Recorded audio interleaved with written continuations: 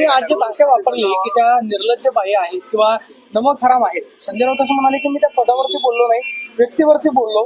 एखाद्या महिलेविषयी अशा पद्धतीने शब्द वापरणं, एक लक्षात घ्या, ऐका ऐका, हे असले विक्टिम कार्ड खेळणं बंद करा आणि ह्या सुसंस्कृत भाषा बी बंद करा.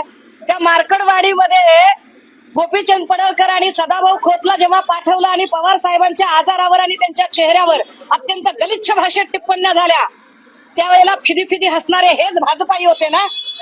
त्यावेळेला सुसंस्कृतता आठवली नाही यांना. सुप्रिया सुळे यांच्याबद्दल भिकारचोट शब्द वापरणाऱ्या अब्दुल सत्ताराला मंत्रीपद देताना तेव्हा सुसंस्कृतता आठवली नाही.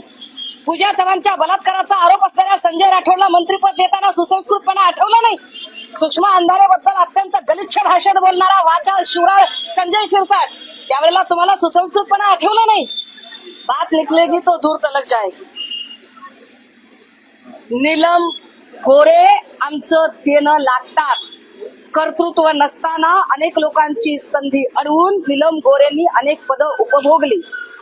मला अशी वेळ त्यांनी आणू नये की मी पत्रकार परिषद घेऊन भारी बहुजन महासंघापासून, आय रिपीट वन्स अगेन, भारी बहुजन महासंघामध्ये प्रकाश आंबेडकरांच्या सहकारी म्हणून काम करत होत्या तेव्हापासून ते आतापर्यंत त्यांनी काय काय केलं, काय काय नाही केलं, या सगळ्या गोष्टी मला बाहेर काढाव्या लागतील. आणि त्याची साक्ष देणारे असंख्य लोक आहेत.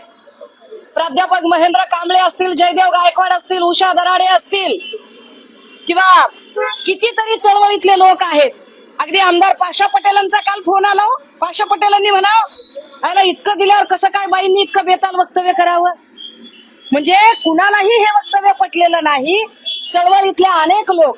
त्यामुळे नीलम गोरेंनी बोलताना इथून पुढे थोडासा आपल्या वयाचा, पदाचा आब राखावा. आम्हाला नाहीतर त्याचा विसर पडेल.